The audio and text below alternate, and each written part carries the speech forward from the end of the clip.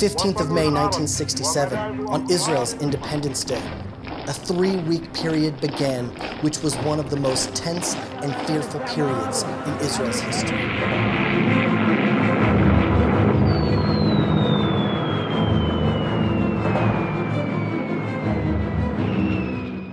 Six-Day War, 1967. Welcome to HFS. বন্ধুরা, আজকে আমরা এমন একটা যুদ্ধের সম্পর্কে কথা বলবো যেটা 1967 সালে মিডল ইস্টের নকশা পাল্টে রেখে দিয়েছিল, আর সেটাও শুধুমাত্র 6 দিনের মধ্যে। সেই 6 দিনে ইসরায়েল না শুধুমাত্র নিজের থেকে বেশি রিসোর্সেস বালা 3টে আরব আর্মিজদেরকে হারিয়ে দেয়, বরং নিজের অরিজিনাল সাইজের তুলনায় 4 গুণ বেশি টেরিটরিও গেইন করে ফেলে। সাথে রিজিয়নের প্রি এলিমেন্ট মিলিটারি পাওয়ার হয়েও উঠে আসে। এই যুদ্ধটা ইসরায়েলকে সার্ভাইভ করানোর জন্য ফাইট করার মতো নেশন থেকে একটা অকুপায়েড আর রিজিয়ন পাওয়ার হাউসে ট্রান্সফর্ম করে ফেলে। আজ 50 বছরের থেকে বেশি সময় কেটে যাওয়ার পরেও এই ওয়ারের আফটার এফেক্টস দেখা গিয়ে থাকে। তাহলে আসুন যুদ্ধের সম্বন্ধে বিস্তারিতভাবে জানি। বন্ধুরা, 1967 সালে 6 ডে ওয়ার হঠাৎ করেই হয়নি। এটা ইসরায়েল আর আরব স্টেটসের ভেতরে অনেক দশক ধরে চলতে থাকা পলিটিক্যাল টেনশন আর মিলিটারি কনফ্লিক্টসের কারণ ছিল। 1917 সালে ব্রিটিশ গভর্নমেন্ট দ্বারা করা বালফোর ডিক্লারেশনে বলা হয়েছিল যে তারা প্যালেস্টাইনে ইহুদি লোকেদের জন্য ন্যাশনাল হোমস আর স্ট্যাবলিশমেন্টকে সাপোর্ট করে থাকে। আর তবের থেকেই এখানে জিউস মানে ইহুদিরা অনেক বেশি সংখ্যায় আসতে থাকে। সেকেন্ড ওয়ার্ল্ড ওয়ার চলাকালীন এই ট্রেন্ড আরো বেশি বেড়ে যায়। এটার পরে নভেম্বর 1947-এ ইউনাইটেড নেশনসের রেজলিউশন 181 অনুযায়ী প্যালেস্টাইনকে আরবে আর জিউ স্টেটে পার্টিশন করার আদেশ দেওয়া হয়। এরপর জিউস আর আরবদের মধ্যে মুহূর্তেই ক্ল্যাশ শুরু হয়ে যায়। প্যালেস্টাইন একটা আরব টেরিটরি ছিল, আর এখানে থাকা মুসলিমদেরকে তাদের ঘর থেকেই বের করে দেওয়ার কাজ শুরু হয়ে গেছিল। সেই ইহুদিরাই নিজেদের রিলিজিয়াস মান্যতার অনুসারে এই রিজিয়নটাকে নিজেদের হোমল্যান্ড মানতে থাকে। এর মধ্যে মে 1948 সালে ইসরায়েল নিজের ইন্ডিপেন্ডেন্ট ডিক্লেয়ার করে ফেলে। আর এটার রিয়াকশনে আরব ফোর্সেস, যার মধ্যে ইজিপ্ট, জর্ডান, সিরিয়া, লেবানন আর ইরাকের মতো দেশ সামিল ছিল, তারা ইসরায়েলের উপরে অ্যাটাক করে ফেলে। এটাকে ফার্স্ট আরব ইসরায়েল ওয়ারও বলা হয়ে থাকে, কিন্তু এটা একটা ফেল্ড ইনভেশন ছিল। ফেব্রুয়ারি আর জুলাই 1949-এর মধ্যে ইসরায়েল আর আরব স্টেটসের মধ্যে সেপারেট আর্মস্টিস এগ্রিমেন্ট সিন করা হয়, যেটার পরে ইসরায়েল আর তার আশেপাশের দেশগুলোর মধ্যে একটা টেম্পোরারি ফ্রন্টওয়ার ফিক্সড হয়ে যায়। এরপরে 1956 সালে সুয়েজ ক্রাইসিসের চলাকালীন আর একটা মেজর কনফ্লিক্ট হয়। আর তারপর লেট 1950s আর আর্লি 1960s এরা রিলেটিভলি ক্ল্যাম্প ডাউন ছিল, কিন্তু পলিটিক্যাল সিচুয়েশন তখনও একদম চাকুর মুখেই রাখা ছিল। আরব লিডার্স 1948 সালের যুদ্ধে হওয়া নিজেদের মিলিটারি লসের কারণে তো চিন্তায় ছিলেনই, সাথে এই সময়ে হাজারের সংখ্যায় তৈরি হওয়া প্যালেস্টাইন রিফিউজিসরাও ওনাদের সমস্যা আরও বাড়িয়ে তুলছিল। আরেকদিকে ইসরায়েলিদের ভরসা হয়ে গেছিল যে ইজিপ্ট আর বাকি আরব দেশ তাদের জন্য একটা বিশাল বড় মাপের থ্রেট। এইভাবে মিউচুয়াল রিস্ট্রিক্টসের কারণে এদের মধ্যে আরেকটা যুদ্ধের পুরো সম্ভাবনা গড়ে উঠেছিল। বন্ধুরা, 6 ডে ওয়ারকে আগুন লাগানোর কাজ সিরিজ অফ বর্ডার ডিসপিউটস করে। মিড 1960-তে Syrian back Palestine guerrillas Israeli বর্ডারে অ্যাটাক করা শুরু করে দেয়, যেটার উত্তরে ইসরায়েল ডিফেন্স ফোর্সও রেড করা শুরু করে দেয়।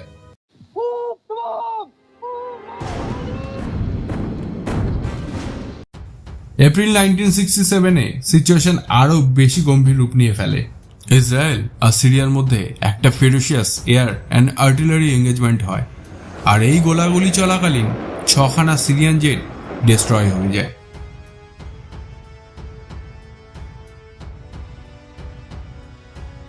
এসব চলাকালীন সোভিয়েত ইউনিয়ন ইজিপ্টের সাথে ইন্টেলিজেন্স শেয়ার করে, যেটাতে এটা বলা হয়ে থাকে যে ইসরায়েল সিরিয়ার উপরে ফুল স্কেল ইনভেশনের জন্য রেডি হচ্ছে, আর এই কারণে নিজের ট্রুপসকে নর্দার্ন বর্ডারের দিকে মুভ করছে। এই ইন্টেলিজেন্স রিপোর্টটা ভুল অবশ্যই ছিল, কিন্তু এটা ইজিপ্টের প্রেসিডেন্ট কামাল আবদেল নাসিরকে অ্যাকশন নেবার জন্য এক কদম আগে ঠেলে দিয়েছিল। নিজের সিরিয়ান অ্যালাইডকে সাপোর্ট করার জন্য এনি ইজিপশিয়ান ফোর্সেসকে সিনাই পেনিনসুলার দিকে অ্যাডভান্স করার অর্ডার দেয়। এখানে 1948 সালের যুদ্ধের পরে ইউনাইটেড নেশন পিস কিপিং ফোর্সেসকে অ্যালার্ট রাখা হয়েছিল। ইজিপশিয়ান ফোর্সেস ইসরায়েলের বর্ডারকে প্রোটেক্ট করতে থাকা এই আনপিস কিপিং ফোর্সেসকে এক্সপেল্ড করে ফেলে। আসতে থাকা দিনেও প্রেসিডেন্ট নাসির ইসরায়েলের এগেনস্ট অ্যাকশন নেওয়া কন্টিনিউ করতে থাকে। 22 মেতে উনি রেড সি আর গালফ অফ আকাবাকে কানেক্ট করা সি প্যাসেজ স্টেটস অফ তিরানে ইসরায়েলি শিপিংসের ওপরে ব্যান্ড লাগিয়ে দেয়। আর তার ঠিক এক সপ্তাহ পরে জর্ডানের কিং হুসেনের সাথে ডিফেন্স প্যাক্ট সাইন করে ফেলে। মিডল ইস্টের নষ্ট হতে থাকা সিচুয়েশনকে দেখে American president Lyndon B Johnson দুটো সাইডকেই ফার্স্ট শট না করার পরামর্শ দেন। সাথে স্টেটস অফ তিরানকে রিওপেন করার জন্য অনুরোধ করেন। ইন্টারন্যাশনাল ম্যারিটাইম অপারেশন প্ল্যান বানানোরও চেষ্টা করেন, যদিও বা প্ল্যানটা কখনো তৈরিই হয়নি। আর আর্লি জুন 1967-তে ইসরায়েলি লিডার সিদ্ধান্ত নিয়ে ফেলেন যে আরব মিলিটারি বিল্ড আপকে এনকাউন্টার করার জন্য তারা প্রিমিটিভ স্ট্রাইক লঞ্চ করবে। এটার মানে হলো যে এবার তারা আরবের তরফ থেকে প্রথম অ্যাটাক করার অপেক্ষা করবে না, বরং তাদেরকে যদি এই ওয়ার জিততে হয় তাহলে আগে থেকেই অ্যাটাক করতে হবে।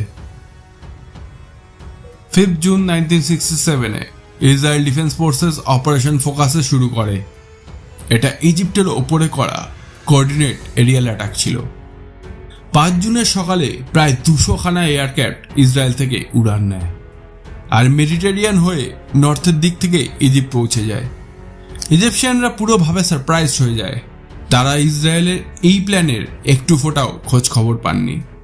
ইসরায়েলি এয়ারক্রাফট এটার ফায়দা তুলে 18 খানা আলাদা আলাদা এয়ারফিল্ডসের ওপরে অ্যাটাক করে ফেলে আর প্রায় 90% ইজিপশিয়ান এয়ারফোর্সকে মাটিতেই শেষ করে দেয়।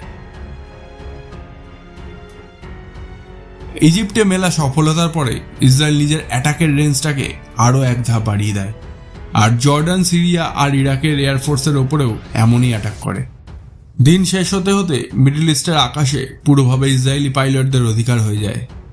এয়ার সুপিরিয়রিটি হয়ে ওঠার সাথে সাথে ইসরায়েলের জিত তো মেনে নেওয়া পাক্কা ছিল, কিন্তু এখনও কিছু আরও দিন পর্যন্ত দুটো সাইডের মধ্যে ফিয়ার্স ফাইটিং চলতে থাকে।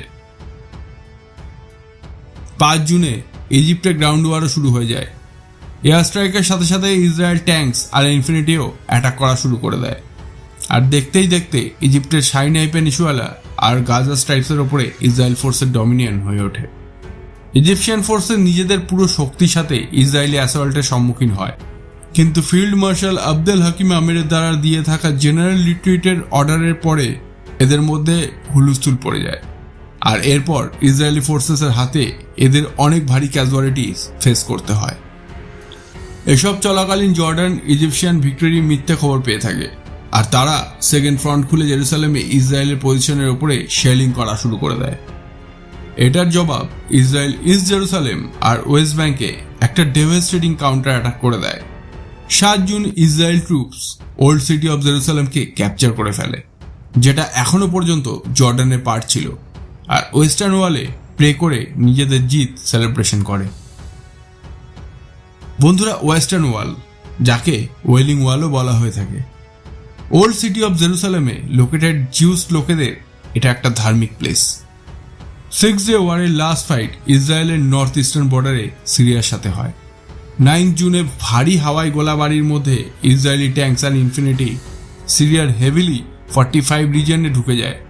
এই রিজেন্সটাকে গোলান হাইটসের নামে জানা হয়ে থাকে। দ্বিতীয় দিন গোলান হাইটসের ওপরেও ইসরায়েল কবজা করে ফেলে।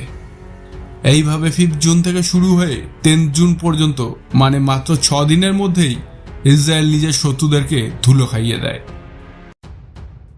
10 জুন 1967 সালে ইউনাইটেড নেশনের হস্তক্ষেপ করাতে সিজফায়ার চালু করে দেওয়া হয়, যেটার পরে 6 দিন ধরে চলতে থাকা ইসরায়েল আর আরবের যুদ্ধ শেষ হয়ে যায়। 6th এই ওয়ারের কি পরিণাম বেরিয়ে আসে আসুন জানি। মাত্র 1 সপ্তাহ থেকেও কম সময়ের মধ্যে একটা নিউ আর ইয়ং নেশন ইজিপ্টের গাজা স্ট্রিট আর সিয়ানি পেনিনসুলা, জর্ডানের ওয়েস্ট ব্যাংক আর ইস্টার্ন জেরুসালেম আর সিরিয়ার গোলান হাইটসকে জিতে ফেলে। এই জয়ের পরে ইসরায়েলের সাইজ 3 গুণ হয়ে গেছিল। 132 ঘন্টা ধরে চলতে থাকা লড়াইয়ে প্রায় 20,000 আরবস আর 800 ইসরায়েলি মারা গেছিল। আরব লিডার্সরা নিজেদের এই ভয়ানক হারের ওপরে হয়রান হয়ে গেছিল। তারা শুধু এটাই ভাবছিল যে এটা আমাদের সাথে কি হলো, আর কেমন ভাবে হলো, আর কি হয়ে গেল, মানে চোখের পলকে সব শেষ। ইজিপশিয়ান প্রেসিডেন্ট তো নিজের ইস্তিফা পর্যন্ত দিয়ে দেয়, কিন্তু ইজিপশিয়ান সিটিজেন্স রাস্তায় নেমে তাদের সাপোর্ট ওনার প্রতি দেখায়, যেটার পরে সে আবার নিজের অফিস জয়েন করে ফেলে। আর একদিকে ইসরায়েলে খুশির মাহল হয়ে উঠছিল। এত বড় ভিক্টরির পরে ইসরায়েলিদের মনোবল তখন আকাশ ছোঁয়া, আর লোকেদের মধ্যে ন্যাশনাল প্রাইডের ভাবনা চরম সীমায় পৌঁছে যায়। বন্ধুরা, এইসব তো এই যুদ্ধের ইমিডিয়েট পরিণাম ছিল, কিন্তু এটা ছাড়া 6 ডে ওয়ার নিজের একটা লিগেসিও ছেড়ে যায়। এটাকে বোঝাও দরকার। আসুন সেগুলো বুঝি। 1967 সালের এই 6 ডে ওয়ারের অনেক ব্যাপক জিওপলিটিক্যাল কনসিকুয়েন্সেস মিডল ইস্টে দেখা যায়। এটার কারণে আরব ইসরায়েল কনফ্লিক্টের আগুন আরো বেশি লেগে যায়। যুদ্ধে পাওয়া হারের থেকে আহত হওয়ার পরে আরব লিডার্স আগস্ট 1967-তে সুদানের ক্যাপিটাল খার্তুমে পরস্পরের সাথে দেখা করে, আর ইসরায়েলের সাথে নো পিস, নো রেকগনিশন আর নো নেগোসিয়েশন প্রমিস করা থাকা একটা রেজলিউশন সাইন করে। মানে আরব দেশ না তো ইসরায়েল দেশকে মান্যতা দেবে, না তাদের সাথে কোনো রকম নেগোসিয়েশন করবে, আর না শান্তি স্থাপন করার মতো কোনো চেষ্টা করবে। এটার পরিণাম হয় যে 1973 সালে আরব স্টেটসের ইসরায়েলের সাথে 4th মেজর কনফ্লিক্ট মানে ইয়ম কিপুর ওয়ার হয়। ওয়েস্ট ব্যাংক আর গাজা স্ট্রিটে কবজা করে নেওয়ার ফলে 1 মিলিয়নের থেকেও বেশি প্যালেস্টাইন অ্যান্ড আরব ইসরায়েল স্টেটসের পার্ট হয়ে যায়। পরে হাজারের সংখ্যায় এই লোক ইসরায়েলি রুলকে ছেড়ে পালিয়ে যায়, যেই কারণে রিফিউজি ক্রাইসিস আরো ভয়ানক হয়ে ওঠে। আর এটার কারণে রিজনে পলিটিক্যাল টেরময়েল আর ভায়োলেন্সের সিচুয়েশন তৈরি হয়ে থাকে। 1967 সালের পর থেকে আরব ইসরায়েল কনফ্লিক্টকে শেষ করার সব চেষ্টাই মেন টপিক 6 ডে ওয়ার চলাকালীন সিজ করে থাকা টেরিটরির হয়ে থাকে। 1982-তে ইজিপ্টের সাথে পিস ট্রিটি করতে থাকে ইসরায়েল সাইনাই পেনিনসুলা ফেরত দিয়ে দেয়, আর 2005 সালে গাজা স্ট্রিট থেকে উইথড্র করে ফেলে। কিন্তু বাকি টেরিটরিতে এখনও ইসরায়েলের কবজা রয়েছে, স্পেশালি গোলান হাইটস আর ওয়েস্ট ব্যাংকই সবসময় চর্চায় থাকে। কেন কি এখানে ইসরায়েল দ্বারা নিজের সেটেলমেন্ট এস্টাবলিশমেন্ট এখনও চলে যাচ্ছে। এই টেরিটরি স্ট্যাটাস যে কোনো আরব ইসরায়েল পিস নেগোসিয়েশনকে স্টাম্বলিংস ব্লকসের কাজ করে চলে আসছে। বন্ধুরা, এভাবে 1967-তে হওয়া মাত্র 6 দিনের যুদ্ধ মিডল ইস্ট নকশাকে পুরোভাবে পাল্টে দিয়েছিল। এই ওয়ারের পরে ইসরায়েল রিজিওনাল সুপার পাওয়ার হিসেবে স্ট্যাবলিশ হয়ে ওঠে। 1967-র পরে 1973 সালে একবার আরব স্টেটস আর ইসরায়েল ইয়ম কিপুর ওয়ারে আমনে সামনে হয়। এখানে আরও একবার ইসরায়েলের জয় হয়। সময়ের সাথে সাথে অনেকগুলো আরব স্টেটসের সাথে ইসরায়েল পিস এগ্রিমেন্ট সাইন করে, কিন্তু প্যালেস্টাইন আজও নিজেদের হোমল্যান্ডের জন্য সংঘর্ষ করেই চলেছে। প্যালেস্টাইন অর্গানাইজেশন লিবারেশন মানে PLO যেখানে পিসফুলি এই কনফ্লিক্টটাকে সলভ করতে চায়, সেখানে হামাসের মতো মিলিটেন্ট অর্গানাইজেশনও রয়েছে যারা কিনা প্যালেস্টাইনে একবার আবারও ইন্ডিপেন্ডেন্ট ইসলামিক স্টেট স্ট্যাবলিশ করতে চায়। আপনারা সবাই জানেন যে কিছুদিন আগেই মে 2021-এ হামাস ইসরায়েলের ওপরে রকেট দিয়ে অ্যাটাক করে, যেটা রেসপন্সে ইসরায়েলও এয়ার স্ট্রাইক করে অ্যাটাক করে। এইভাবে 1967-তে ইসরায়েলের ডমিনেন্ট পজিশন মিডল ইস্টে বানিয়েছিল, যেটা আজ পর্যন্ত রয়ে গেছে। কিন্তু সেটার জন্য অনেক বড় স্তরে রিসোর্সেস আর হিউম্যান লাইফসকে স্যাক্রিফাইসও লাগাতার করানো হচ্ছে। আমরা আশা করছি একদিন সবকিছু ঠিকঠাক হয়ে যাবে, বিবাদ মিটে যাবে আর সবাই এক হয়ে যাবে। সো আজ এ পর্যন্তই, দেখা হবে নেক্সট ভিডিওতে। ভালো থাকবেন, সুস্থ থাকবেন আর প্রকৃতির খেয়াল রাখবেন। জয় হিন্দ, জয় ভারত।